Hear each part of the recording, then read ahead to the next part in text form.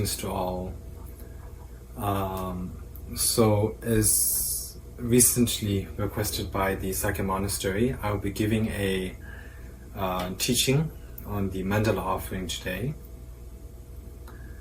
And the mandala offering is very easy and considered as one of the most supreme ways of accumulating merit, as well as purifying one's negative deeds. So therefore it is a very important practice, and it is part of the practice included in the Mundro, or preliminary practices.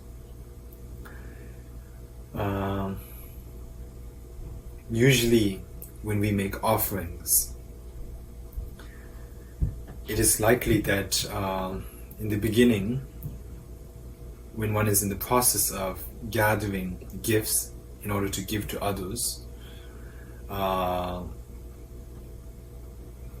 that gathering of objects will be mixed with negative thoughts. And during the actual process of giving it to others, it is also likely that one will be stingy in giving gifts.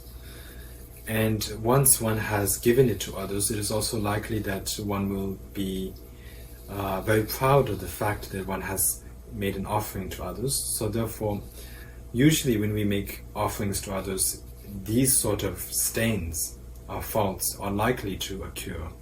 So there's a sort of danger in that. And that makes the offering, the act of offering, not completely pure if any of those stains are present. However, for the mandala offering, it is unlikely that those stains will be present. So therefore, it is a safe way to make offerings. It is an easy way to make offerings, and it is one of the most supreme ways, as all of the masters in the past have said again and again, and put a great emphasis on the practice of making the mandala offering. So therefore, this offering is what I'm going to speak about today. Actually, I believe that there's not really a great need for me to say much, because in the monastery's preliminary practice book, there is a lot mentioned on the visualizations. Actually, all of the notes and the visualization process, all of the explanations on that are there in English. It's all fully translated already and available to read and easily accessible. So therefore, if you just read that, and I'm sure you will understand it.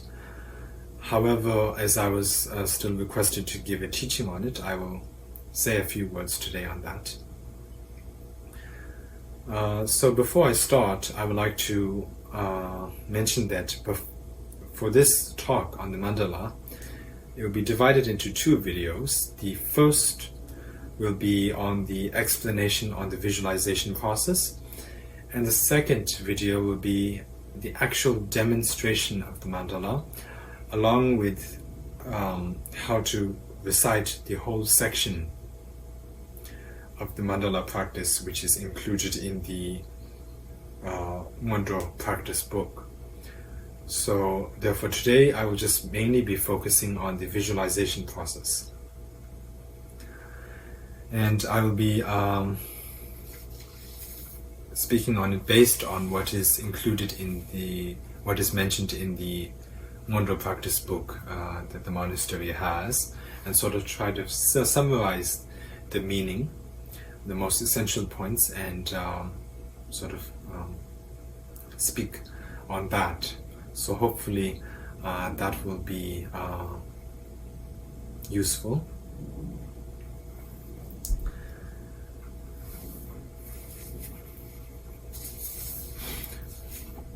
So, because I'm going to speak about the mandala, there's two types of mandala offerings.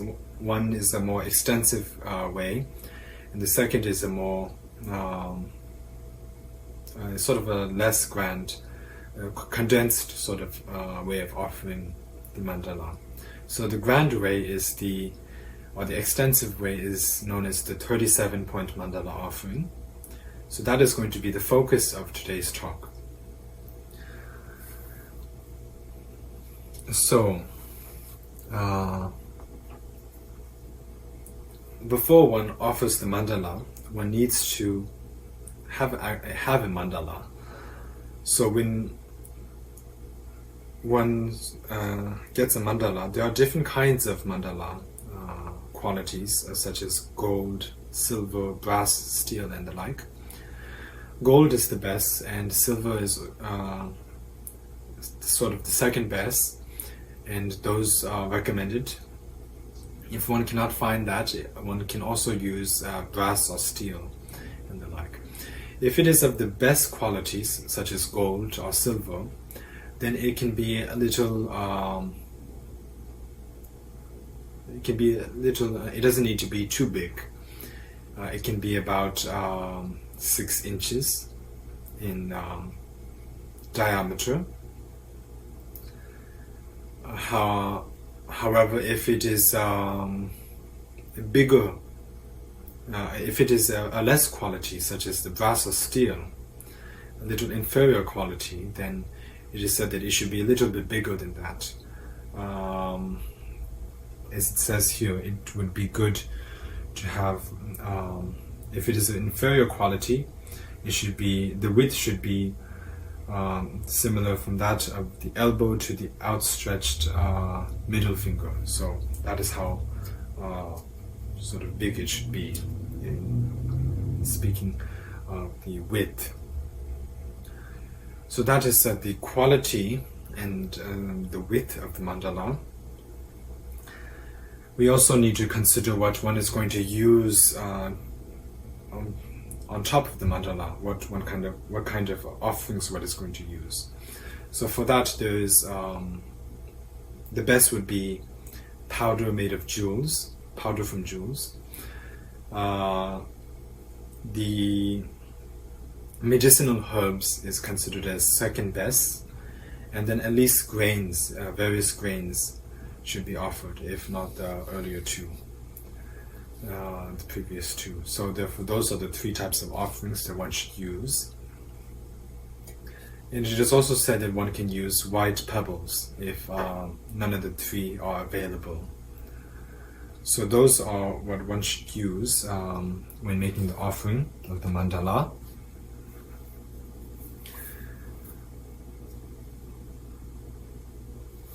So before one makes the mandala, one needs to wipe the mandala, one needs to clean the mandala, and one does it in this way. So first of all, you should pick up whatever grain or thing you are going to use to offer on the mandala with these 2 fingers, and then one should recite and then wipe it like this, in this manner, while reciting the Vajrasattva mantra, the 100-syllable mantra Vajrasattva. So one should, as one is doing this physically, wiping the mandala physically, reciting the 100-syllable mantra verbally, and one should also think and visualize at the same time that by doing this, one is cleaning away or wiping away all of the misdeeds and the obscurations of all sentient beings, including oneself. And in this way, one should first purify your negative deeds by cleaning the mandala. It is very important, and make sure that there's no impurities or dust on the mandala left while cleaning. Or before one makes the actual mandala offering, make sure that you clean it well. Make sure that there's no dust or anything dirty left on the mandala, because this mandala offering can create incredible conditions, future conditions. For example, if you do not wipe the mandala off very well and there's still little dust left, then that will create the conditions that for it to be difficult to get rid of your own negative deeds and the obscurations of oneself. However, if when cleaning the mandala, one wipes it off very well and makes sure to clean it well, then that creates the auspicious conditions future conditions for one to be able to easily be free from all of the negative deeds, to purify all of the negative deeds and free from any of the obscurations to attaining enlightenment. So therefore, one should be very careful while cleaning the mandala. And after one has done that, after one has cleaned the mandala and after one has recited a good number of the 100-syllable mantra several times, then one should one needs to make start with the actual mandala offering. So one should hold the grains again with these two fingers, and then one should dip the middle finger and the ring finger in the saffron water. It is best if it is Kashmiri saffron water, and if not, Nepali saffron water is also permissible. So one should use the saffron water, and the importance or significance of using saffron water is if you do not use the saffron water and you are just going to offer and offer the jewels and to do all the visualizations on a dry mandala, then that creates the conditions for one to be devoid of the moisture of compassion. So therefore, if one includes the saffron water, if one has the saffron water and sort of makes the moistens the mandala, then it will create the conditions for one to be endowed with the moisture of compassion. So therefore there's a special connection with having the compassion or not based on whether you include the saffron water or not. So therefore it is very important to use the saffron water. So when one does that, first, as I mentioned earlier, hold the grains with these two fingers, dip these two fingers into the saffron water, and then one should recite Om Ben Zabume Ahum Shi Yosu Tabawanji Segi Sashi. And when one does that, physically one needs to do this.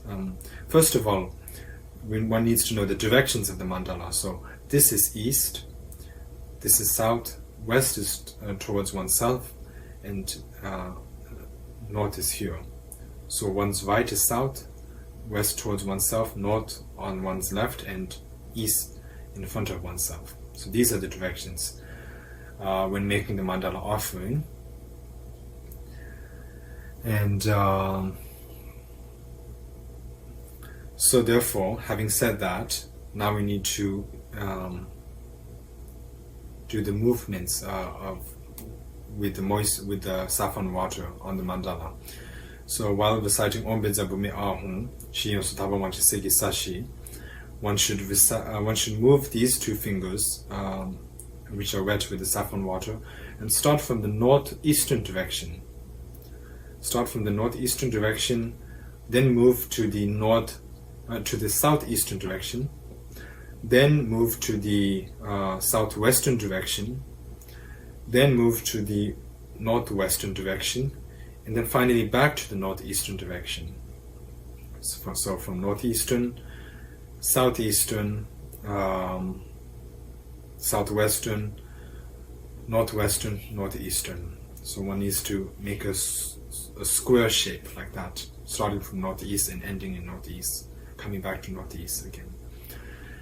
And one does this at the same time as reciting Om Bedzabume Ahum Shi Yosu Tabawanji Segi Sashi, which is Om Vajrabume Ahum.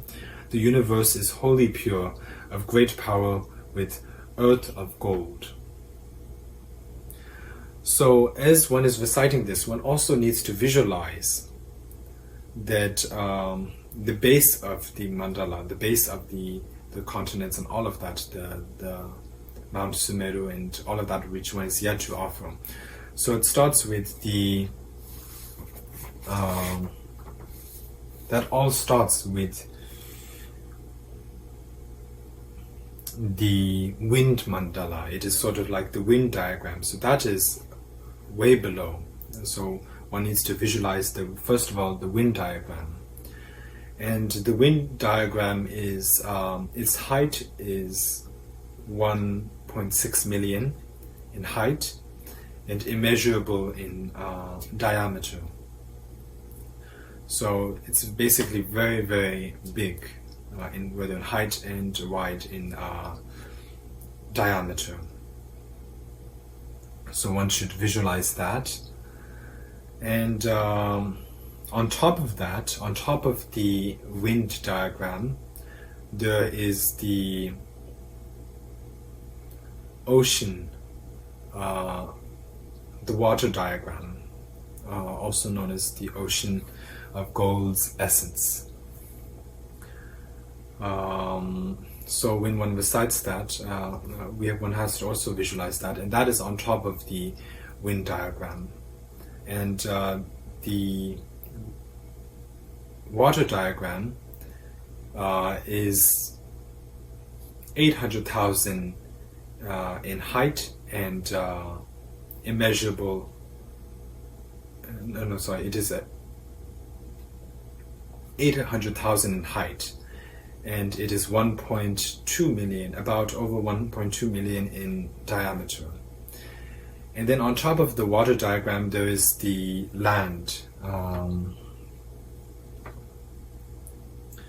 the earth mandala, or the earth diagram, on top of the water. So the earth diagram is about 320,000 in height, and the same in diameter as that of the water diagram, which is below it. And both of those, water diagram and earth diagram, are about 1.2 million in diameter. So one should visualize these as being stacked upon each other. So below is the water diagram, the wind diagram, then on top of that is the water diagram, and then on top of that is the earth diagram. So one should visualize that at the same time as one recites Om Vedza Bume Ahum Shi Sutaba Wanchi Segi Sashi. And so that is what one should do. So it may sound a bit difficult, and it may be difficult in the beginning, but as you try and make many offerings, you will get used to visualizing that.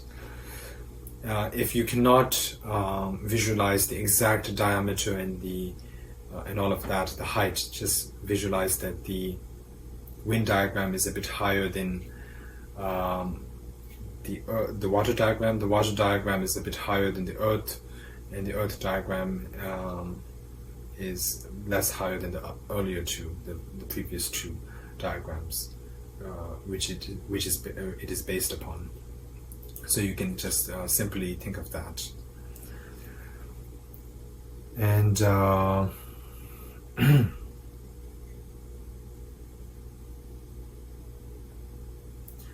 after that, then one needs to recite Om Vajra Reke Ahum Chirchari Koyugi Koebusuhum. So earlier when we said Om Benza Bumi Ahum Shiyon Sutabawanji Segi Sashi, in English it would be Om Vajra Bumi Ahum, the universe is wholly pure, of great power, with earth of gold.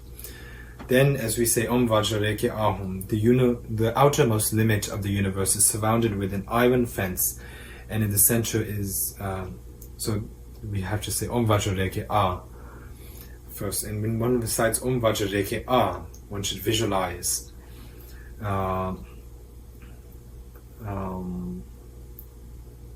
Vajra Reke Ahum Chichari Koyugi Koy Usu. So Om Vajra Reke Ahum, the outermost limit of the universe, is surrounded with an iron fence. And when one recites that, one should make a circular movement with the saffron water, starting from the northeastern direction and making one circle and coming back to the northeastern direction.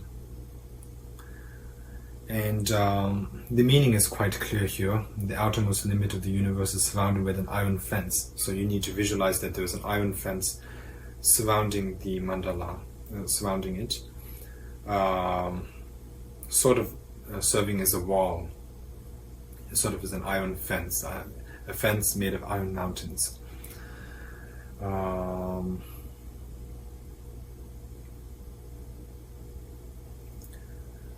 so that is what one should visualize. And then as one says hum, then you should place the grain of what you were holding with these two fingers earlier and place it in the middle. And that sort of signifies or serves as a protection of the land. So that is what it signifies, protection of the land. So again, it would be Om benza bumi ahun shi yonsu taba wanchi segi sashi Om benza reke ahun chirichari kuyugi koe wusu hum. So that is how to do that part. So I did a little demonstration for the beginning part, but I will not do a demonstration for the rest right now. I will do that in the next video. And for now, I will show a photo of the diagram of the mandala. So you will be looking at this photo while I speak, and try to follow as I say, as I mentioned, each of the offering points. So as you can now see the diagram of the mandala, it is there clearly with the 37 points, all of the 37 points there.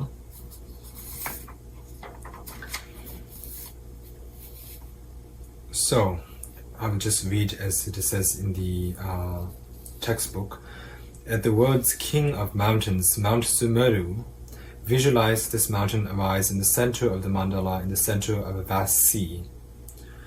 So just visualize, while visualizing and reciting that, while reciting Rigyaburirab, also known as King of Mountains, Mount Sumeru, one offers a grain of rice in the middle, as it shows in the middle of the diagram where Mount Sumeru is located. One should offer a grain of rice in that point, and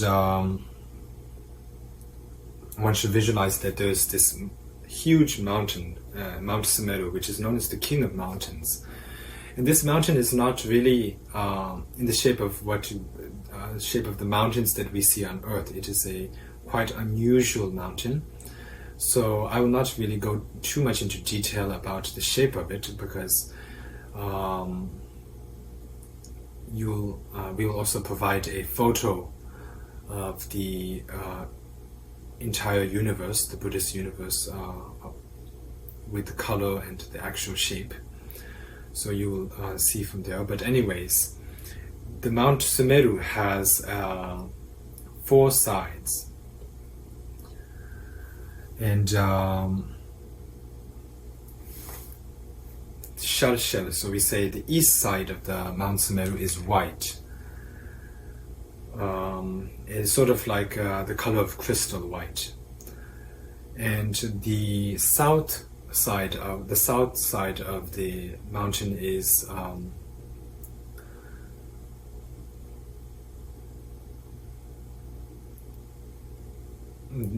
the color of Vajriya, so it's sort of like bluish. And then the west side of the mountain is that of ruby, so it is red in color. And the north side of the mountain is of golden color. So therefore, each side has different colors. Each side of the mountain has different colors. One is white, one is actually the color of crystal white. One is the color of blue, Vajriya colored blue, and then one is the color of ruby, and the one side is of the color of gold. So those are the 4 sides of the mountain. It is immersed in the sea. Also, it is above 800,000 sort of leagues above sea level, and 800,000 leagues below sea level. So therefore, it is over about 1.6 million leagues in total, the height of the mountain is about 1.6 million in total, I would say. So that is how big it is. So one should visualize this in the middle of an ocean, of a vast sea. And one should also visualize that it is surrounded by a band of golden mountains, so like a ring of golden mountains. And there are 7 rings of golden mountains. So one should visualize that. And these are square in shape. The mountains are square in shape. And then outside of these 7 bands of golden mountains, there are 4 continents. And there are 4 continents on each side of the mountain. So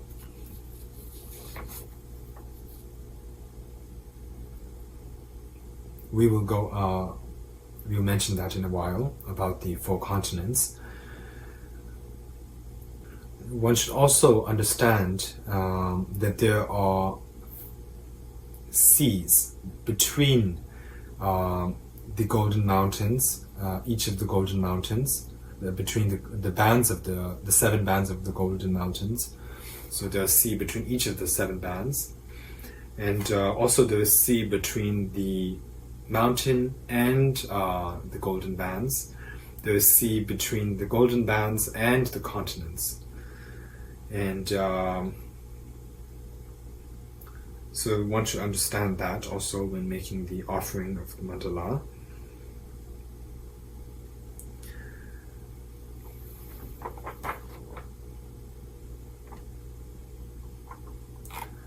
And one should also understand that when we visualize the mountain and the 4 continents, they are based upon the earth mandala. So it is not above sea, not directly above sea. It is surrounded by sea, but it is not directly above sea. Its base is on the earlier mentioned earth mandala. So one should keep that in mind, that there is no sea beneath these lands.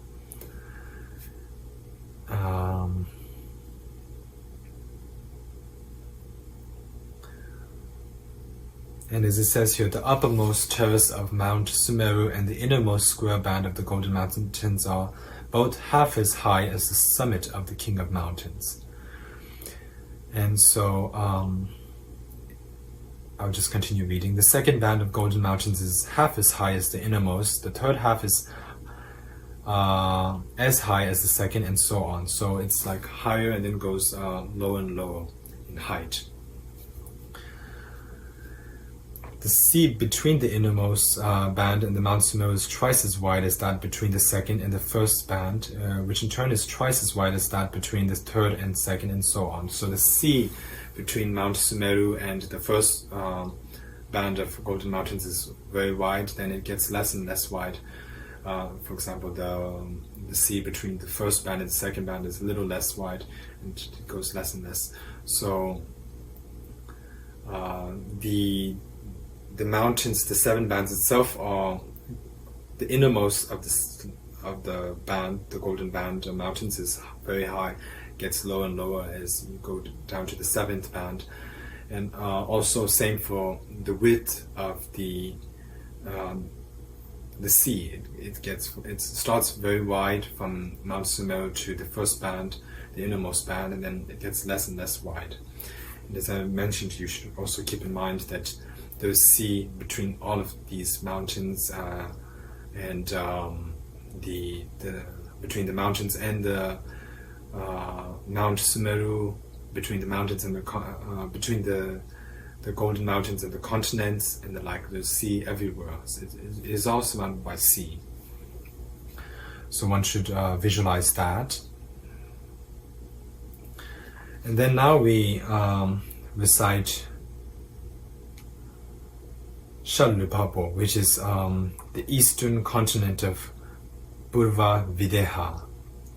So that is, when one recites that, one needs to place some grain in that direction.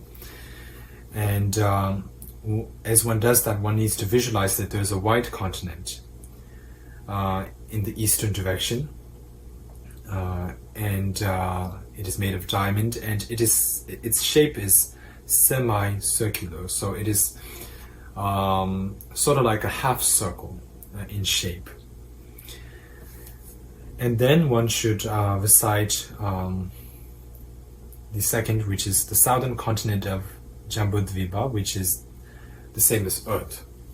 So one places grains or whatever it is in the southern direction,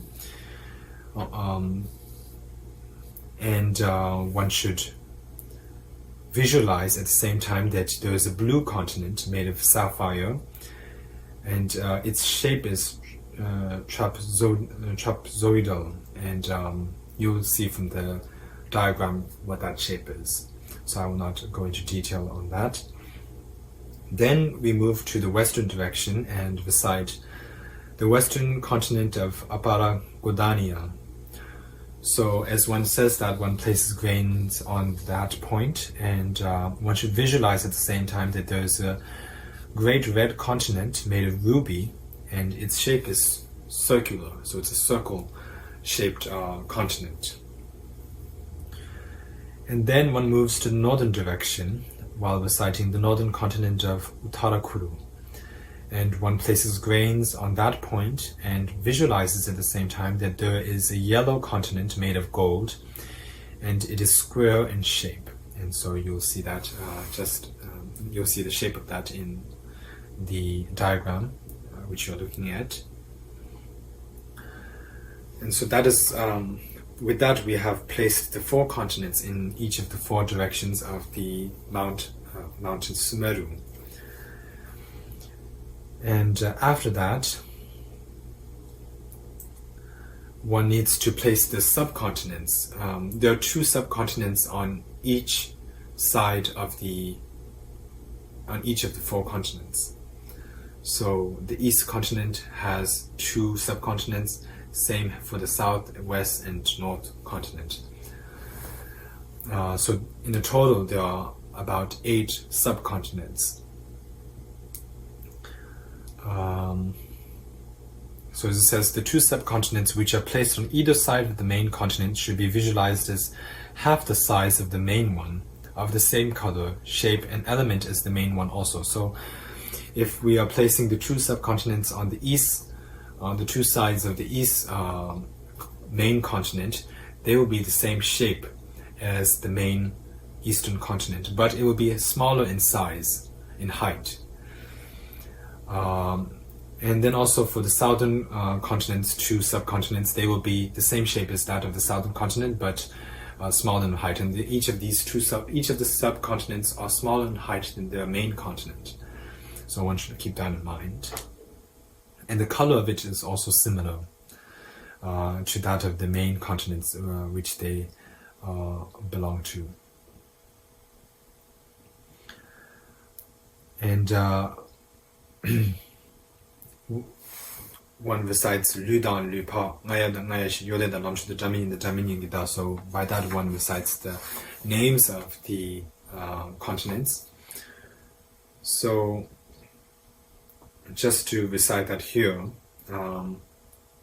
Deha, the first continent, there are 2 continents.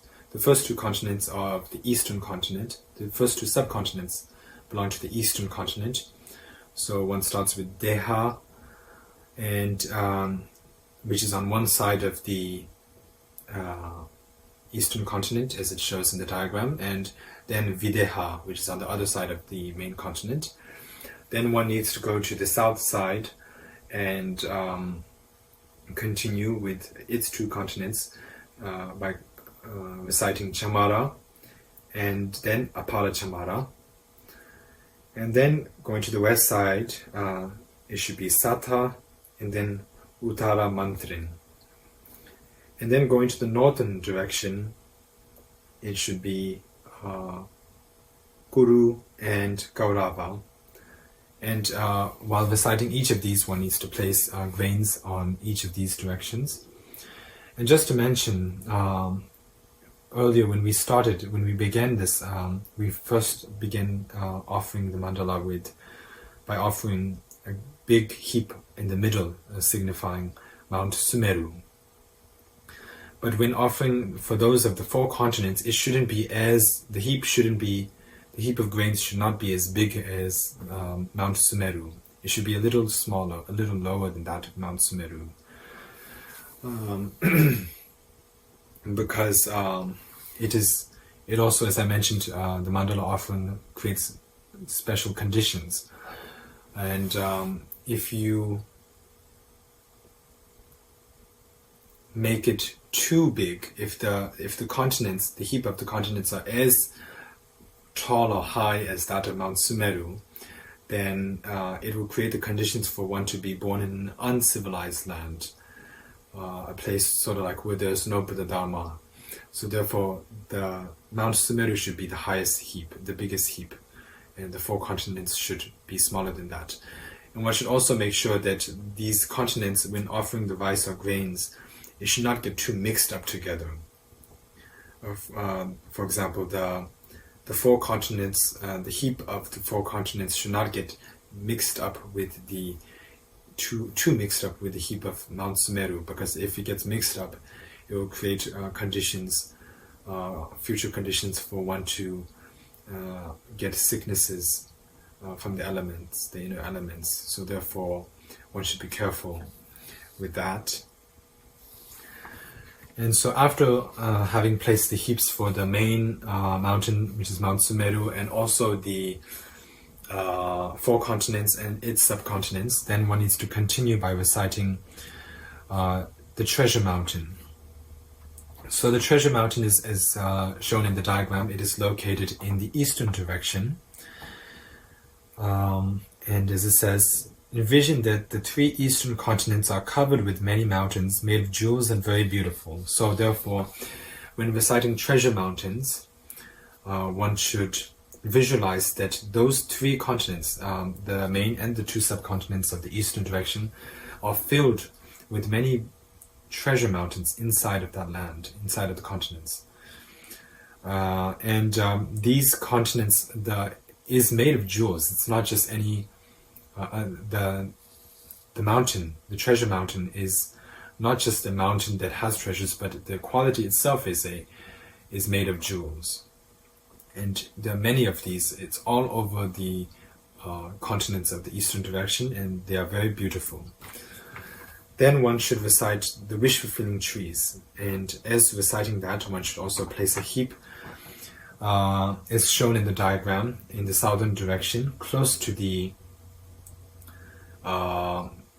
continent of the main continent, and visualize that in those 3 continents that there are many thickly wooded trees, jewel trees, which are extremely beautiful, with their trunks, branches, leaves, and flowers, all made of different jewels and precious substances. So one should visualize that there are these many wish-fulfilling trees in those 3 continents.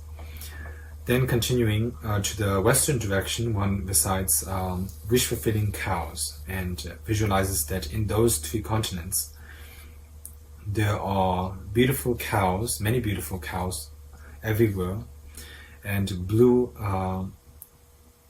cows which have blue jewel-like horns and hooves.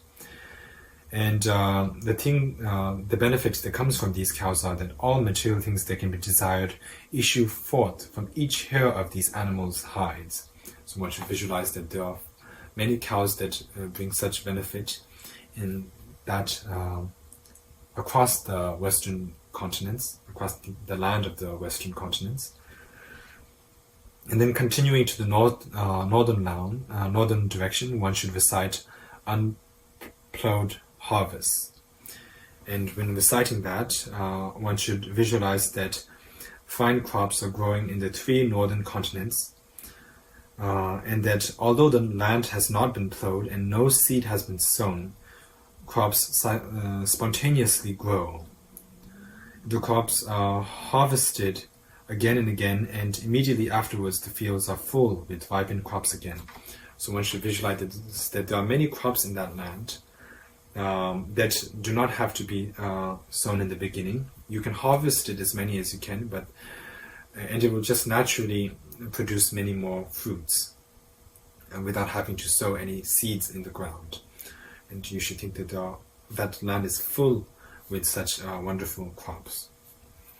And with that, one places a heap of grains in that direction, close to the main continent, and just as shown in the diagram.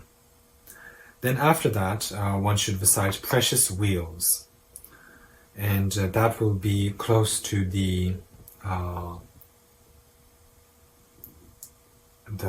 precious mountains, the treasure mountains, which is in the eastern direction. So one recites precious wheel, and one places a heap in that eastern direction, in that eastern section of the mandala, and one should visualize that the sky. So now we're visualizing what is above in the sky, what is above those lands up in the sky. So above in the sky of the eastern continents, above the eastern continents in the sky, one should visualize that there's precious wheels. And there are countless precious wheels, not just one or two, but countless precious wheels. All of these earlier mentioned treasure mountains, wish-fulfilling jewels, wish-fulfilling cows, unplowed harvests, and what is yet to be mentioned should be visualized in great quantity, not just one or two. So I'd like to mention that. So when one recites precious wheels, think that there are countless precious wheels above in the sky of the eastern direction. And they are made of gold. The quality of the precious wheels is made of gold, and each have 1,000 spokes. And it has the power to conquer, the ability to conquer all of the 4 continents. It is a very powerful 1,000-spoked golden wheels. So visualize that there are many of those in the sky of the eastern direction. Then continuing to the southern direction, recite precious jewels, and place a heap in that direction, and visualize that in the south sky is filled with countless precious jewels, and from these jewels it showers down objects which satisfy all the desires of the beings living in all of the living beings. So it satisfies all of their desires, and from these jewels, these precious jewels, great light illuminates, great radiance emits and illuminates all of the surrounding countries, and a beneficial influence emanates from them, which can cure all illnesses. So with the light emitting from the great radiance illuminating from these precious jewels, the light cures all illnesses from sentient beings. So visualize that. And then continuing to the western direction, visualize at the same time as reciting precious queens, visualize that the sky is filled with precious queens in the western direction, and the queen possesses many qualities, including beauty, great beauty, a touch which can be of any nature desired by the emperor, small envy, and so on. So basically, a queen which has many great qualities. All of the best qualities which a queen can have. So just visualize that, and visualize countless queens such as those in that direction, in the sky of the western direction. And then one should continue to the northern direction and recite precious ministers. And while reciting that, place a heap there in that direction, and visualize that in the northern sky there are countless precious ministers who have the power to execute without fail any order of the emperor in accordance with the Dharma, and also to perceive treasures hidden under the ground. So this emperor, countless emperors who are capable of fulfilling the emperor's commands any emperor's commands, and also who are able to perceive any hidden treasures under the ground. So they have this power. So visualize that there's such type of precious ministers in the sky of the northern direction. Then one should recite precious elephants and place a heap in the southeast direction. So now we are moving to the sort of the cardinal, I guess you would say, directions. And when one moves to the southeastern direction, as is shown in the diagram, and place a heap in that direction while reciting precious elephants, and these are also in the sky of that direction. And one should visualize that there are countless great white elephants resembling snow mountains, possessed of the knowledge of movement, with the power to overcome all enemies. So just simply visualize that. Then move to the southwestern direction, and visualize that in the sky of that direction, there are countless precious excellent horses called all-knowing, who are able to go around the whole world within half a day. So they're very fast. And wrapped around their necks and in their mouths are arranged the jewel branches of precious trees. So there are many ornaments, such as that of precious the jewel branches of precious trees wrapped around its mouth. So that is the quality of that excellent horse. And then move to the northwest direction while reciting precious generals, and imagine that in the sky of that region there are countless precious generals able to overcome all enemies without harming them. So visualize that. Then we move to the northeast direction and visualize that in the sky of that direction there are countless vases of great treasure vases, and any wealth that one desires can be attained from those treasure vases. And many fine scarves are wrapped around the necks of those vases, and in the mouth of those vases there are jeweled branches of precious trees. So it's similar to what the vases which you can see, which the Tibetan Buddhists use in their rituals, which we call the Pumbaa. It would be similar to that. So visualize that there are such vases, countless vases in the sky of that direction.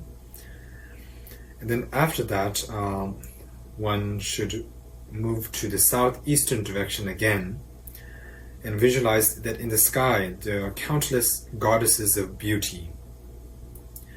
And they are white in color, holding a vajra in each hand. Their arms are held in a kimbo and hands placed on their hips. So just visualize that there are such goddesses of beauty in the sky of that direction. And then move to the southwestern direction. Visualize that in the sky of that direction there are countless goddesses of garlands, who are yellow in color and holding a garland of flowers in their hands, which are raised to their foreheads. Then move to the northwest direction and visualize that in the sky of that direction there are goddesses of song. And they are white and red in color and holding a guitar in their hands. And so visualize that. Then move to the northeast direction and visualize that in the sky of that direction there are goddesses of dance, and who are green in color and dance with the vajra in each hand. So they are in the sky of that direction and place a heap in that direction. And then go back to the southeast direction again, as shown in the diagram, and recite goddesses of incense and place a heap in the southeastern direction while visualizing that in the sky of that direction there are countless goddesses of incense, and they appear on the outer mountains of that region, and they are white in color and holding vases of incense, filled with incense. Then move to the southwest direction and recite goddesses of flowers and place a heap in that direction. and visualize that on the outer, right above the outer mountains of that region, there are countless goddesses who are white in color and holding vases of flowers. And then move to the northwest direction while reciting goddesses of lamps, and place a heap in that direction, and visualize that there are countless goddesses in that right above the mountains of that region, and they are red and white in color and holding lamps. Then visualize that there are goddesses of perfume while reciting that in the northeastern direction above the mountains of that region, and they are countless of them, all green in color and holding conch shells filled with sweetly perfumed water. So one should visualize that gradually as one recites at the same time. Then after that, as shown in the diagram, go to the eastern direction, close by to Mount Sumeru, where it says sun, and place a heap there, and visualize that there's a sun right around the level of Ugandhara. So Ugandhara is one of the 7 mountains, which I mentioned earlier, the 7 bands of mountains. So the sun is above them, and visualize that it shines brightly with a hot light. Then go to the western direction, close to Mount Sumeru, and place a heap there while reciting moon, and visualize that it shines brightly with a cold light. Then go to the southern direction, close to Mount Sumeru, and where it says precious umbrellas, and place a heap in that inner region.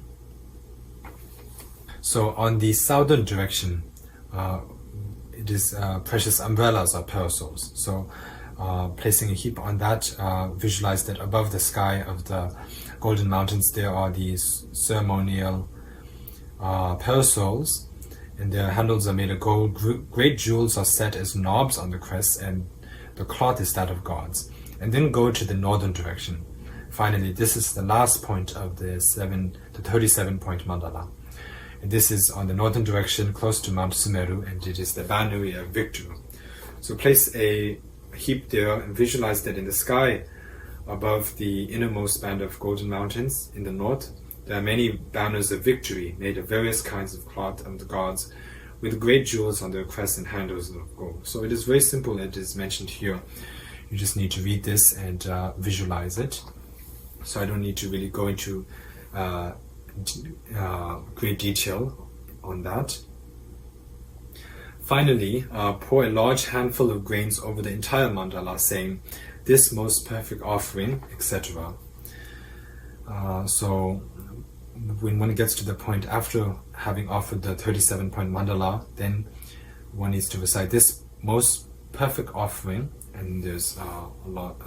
One needs to recite a little more until one gets to the end of the prayer. So when one is reciting that, one should visualize that, as it says here, at this point during the process of offering the mandala, one should visualize as follows: the 13 main places, Mount Sumeru, the 4 major continents and the 8 subcontinents, and the entire sky above them are filled with the 8 auspicious articles: precious parasol, golden fish, vase, lotus, white conch shell, magnificent knot, banner of victory, and golden wheel. So the 8 auspicious articles are mentioned right here in the textbook, so you just need to look at that.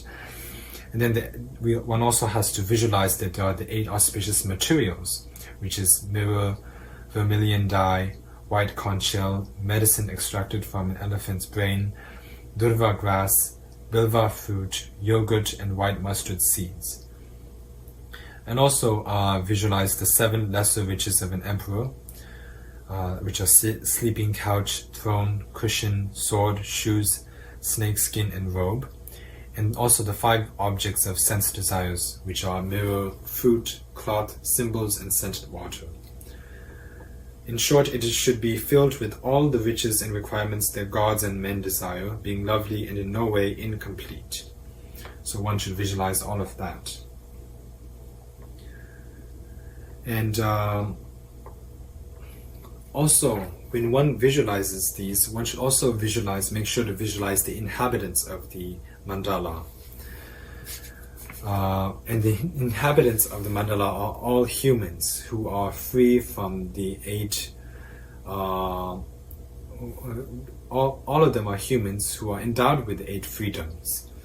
And also the 10 advantages for oneself, and 10 advantages, the 5 advantages on one's own part, and the 5 advantages on the part of others, which if combined it becomes 10 advantages. So one should think of that, visualize that they are endowed with all of that. The 8 freedoms, first of all, we call it 8 freedoms. So they are freedoms from 8 faults, 8 sort of situations or states, 8 states which, if you fall into any of them, then you do not have the time to practice the Dharma. So the first is the hell realms, and then the second is the hungry ghost realm. The third is the human realm. The first is the hell realm. Then the second is the hungry ghost realm. Then third is the animal realm. And then the fourth is sort of the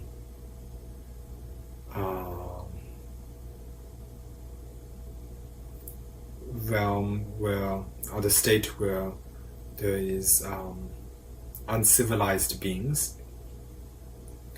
And then the fifth is the state where there is the long-living gods. And the sixth is the state where people have wrong views. And then the seventh is the place where the Buddha has not appeared. And then the 8th is the place where where there are many beings who are mute. So the inhabitants of the 4 continents and the subcontinents are free from all of these faults, so therefore they are endowed with the 8 freedoms. Then one visualizes, also one should make sure that they are these humans who are not only endowed with the 8 freedoms, but are also endowed with the 10 advantages. So there are 5 that come from one side and 5 on the part of others. So the first 5 that come from one's part is being a human, being born in a civilized land where there's the Buddha Dharma. The third is having all of one's faculties being complete. The fourth is for there to be humans who do not commit any of the heinous crimes. And the fifth is to have great faith in the Tripitaka or the 3 baskets of the Buddha's teachings. And then there's also 5 advantages that should be present on the part of others, which is a place where the Buddha has appeared, a place where the Buddha has taught the Dharma, a place where the Buddha's Dharma is alive, a place where the Buddha's Dharma is being practiced, and a place where there are conducive conditions for practicing the Dharma, such as having compassion. So those are the 5 advantages that should come on the part of others. So all of the inhabitants of the continents should be possessed with these wonderful qualities. So one should also keep that in mind while offering the mandala. And now, this having offered this is the 37-point mandala offering, and we've just created the whole mandala already. And this mandala, its cause is usually the universe. It is, of course, the universe, supposed to symbolize the universe, and you're supposed to not think that you're offering grains, but when you're offering the grains, you should visualize that it is the actual universe. And usually the universe, the samsaric universe, is created due to the collective karma of sentient beings, but the universe which we are visualizing when making the mandala offering, it should be visualized as having been created from the causes of all of the good karma that oneself has accumulated in the past and present and future. So one should visualize that whatever good karma one has accumulated in the past, present, and will be in the future, that serves as the cause for the universe to generate, and from that the universe appears, and it is in the form of all of these continents and all of those earlier mentioned qualities. So one should make sure that one visualizes that. So now, as it says here, the mandala described here comprises one of the worlds of the realms of the four places, the four cardinal points containing the four major continents. Now one should regard the mandala as containing the greater world system. So now one needs to visualize the greater world system, because when making the mandala offering, one needs to think of great quantity. It needs to be of great quantity. So in order to do that, one needs to visualize this. First, 1,000 worlds like this, which lie within the outer ring or iron mountains, bound by a greater ring of iron mountains, comprise the system known as the first 1,000. So we just created one whole world or universe. So now visualize that there are 1,000 of these, 1,000 each, 1,000, there are 1,000 Mount Sumerus, 1,000 eastern continents, 1,000 southern continents, and 1,000 each, along with this 1,000 suns and 1,000 moons. So now one has sort of multiplied them. And then visualize that they are all sort of like laid out on a great ground, and then you sort of circle it with an iron fence. And that makes the first 1,000 universe, known as the first 1,000 universe. Then one needs to create the second 1,000, visualize the second 1,000 universe. So earlier we just multiplied all of that, made each of the points, each of the 37 points, we made it into 1,000 each, and then circled it with an iron fence and made that into the first 1,000. Now visualize that there are 1,000 of each of those first 1,000. So now it's a lot more compared to the earlier one. So come and visualize that there are 1,000 of the first 1,000 universe which we just created. There are 1,000 of that, and that is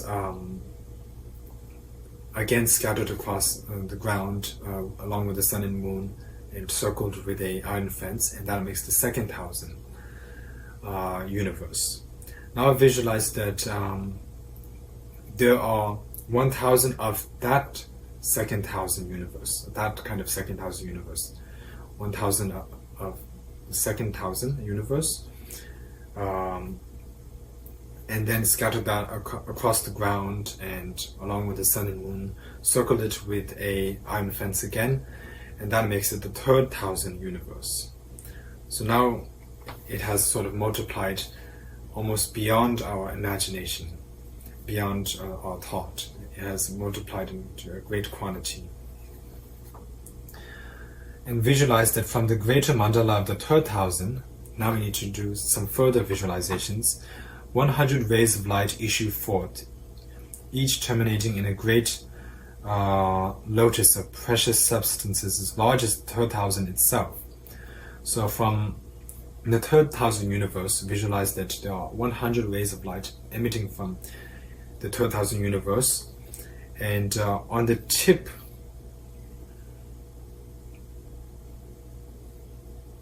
of the light, there's a lotus. A great lotus is made of precious substances, and it is as big as the 3,000 universe itself. The lotus is big itself. Each of these lotuses bear another 12,000 system, all of them radiating light in 100 beams. So again, one needs to sort of like visualize that again. It's sort of like this is also a form of multiplying and making it into a greater quality.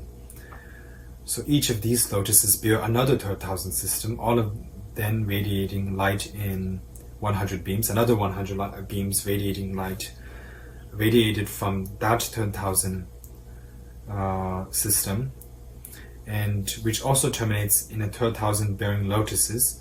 The process is repeated until the whole of space is filled with these mandalas. Each is clear, bright, and distinct from the others. So just sort of repeating the process until you can imagine that the whole space is filled with mandalas, offering mandalas. And so therefore one should visualize that and then make the offering. And as it says here, one should be very careful with one-pointed meditation and concentration. One should not waver in one's concentration, otherwise it will just not be of great benefit. By just placing grains, there cannot be much benefit. But if you place the grains while visualizing that it is an actual universe, countless actual universes, then there's great benefit, and it can aid one in quickly accumulating all merit, accumulating the merit, one's merit, and purifying all the misdeeds that one needs to purify. So that is the benefits of making the mandala offering. So the 37-point mandala should be offered one time as a starting point, and then after that one needs to offer the 7-point mandala, and that should be counted and offered many times, as much as possible. And that is also similar to the 37-point mandala. It starts the same way with the saffron water and all of that, and the Mount Sumeru, the 4 continents. But it does not go into the detail of the subcontinents and everything else. It goes, after placing the 4 continents, then one goes straight to the sun and moon, and then one concludes the mandala offering. And so therefore, that is how you visualize it. It is sort of similar, but it's condensed. And of course, one needs to conclude the 37-point mandala prayer. So for that, I'll just recite the remaining of the prayer which is left.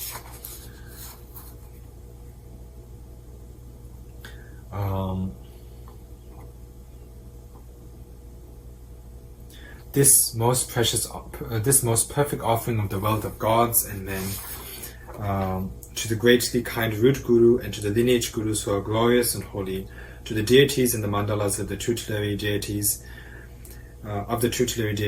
to the Buddhas and Bodhisattvas, to the protectors who guard the holy Dharma, and to the powerful gods of wealth I offer. So those are the objects who you are offering it to. True compassion, accepted for the sake of living beings. Having accepted it, please bestow your blessings. Having accepted it, please bless the arising of the complete accomplishment of the true accumulations of merit and transcending awareness upon my mind continuum. Bless me that the true obscurations along with all residues may be purified and cleansed. Bless me that the special samadhi of the true stages may be produced upon my mind continuum. Please bless me that I may attain the holy stage of the true bodies of a Buddha. So this is the wish which you are making, the actual prayer. So after having made the offering, this is the prayer that you make.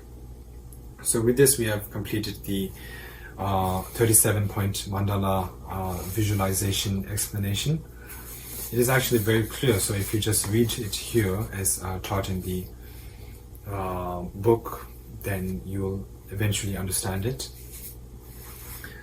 And it is said that it is good if you can change the grains every day, if that is possible.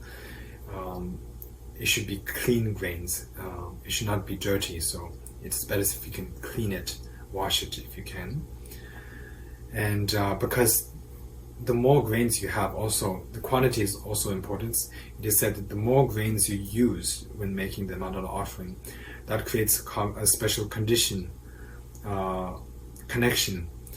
that for you in the future, that however many grains you have while making the mandala offering right now, you will have the same amount of disciples when you become a Buddha in the future. So therefore, one should offer as many grains as one can.